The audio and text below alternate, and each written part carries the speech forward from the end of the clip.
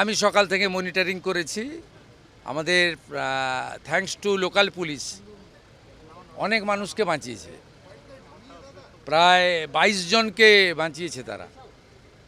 তার মধ্যে বেশ 7-8 জন মারা গেছেন। মেঘালয়ের কয়েকজন আছে, আলিপুরদুয়ারের কয়েকজন আছে। আমরা সমস্ত রকম মেঘালয় গভর্নমেন্টের সঙ্গেও আমি কথা বলেছি।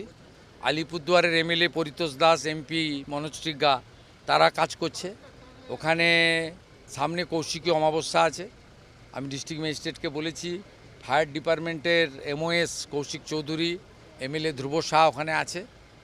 আমরা চিফ মিনিস্টার রিলিফ ফান্ড থেকে 5 লাখ, ডিজাস্টার থেকে 4 লাখ আমরা কম্পেনসেশনও ডিক্লেয়ার করেছি।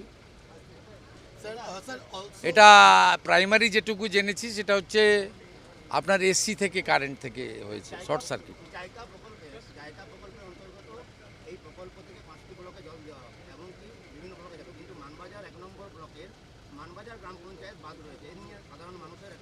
ইনক্লুড করে দেবো, সময় দেবেন। রণধীর কুমার জি কোথায় আছেন?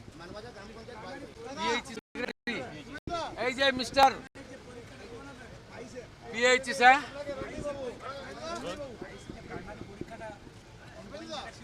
ওটা এসএসসি বলে দেবে। ও এখন এসএসসি বলে, এসএসসি সব টিচার করবে।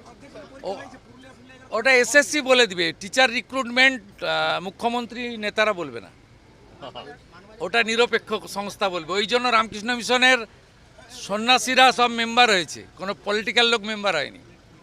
তৃণমূল মৃগাঙ্ক মাহাতোকে মেম্বার করেছিল, আর বিজেপি রামকৃষ্ণ মিশনের সন্ন্যাসীদেরকে করেছে যাতে চুরি চামারি কেউ করতে না পারে। এইখানে তফাৎ আছে, সময় দেবেন তো, ধৈর্য রাখবেন তো। বলছি Manbazar GP not included in this project,